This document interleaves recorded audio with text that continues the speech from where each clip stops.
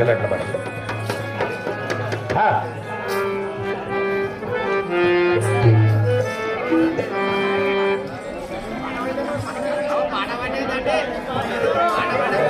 బరువురు గారు సర్పమ్మ గారు 100 రూపాయలు బహుకరిస్తున్నారు.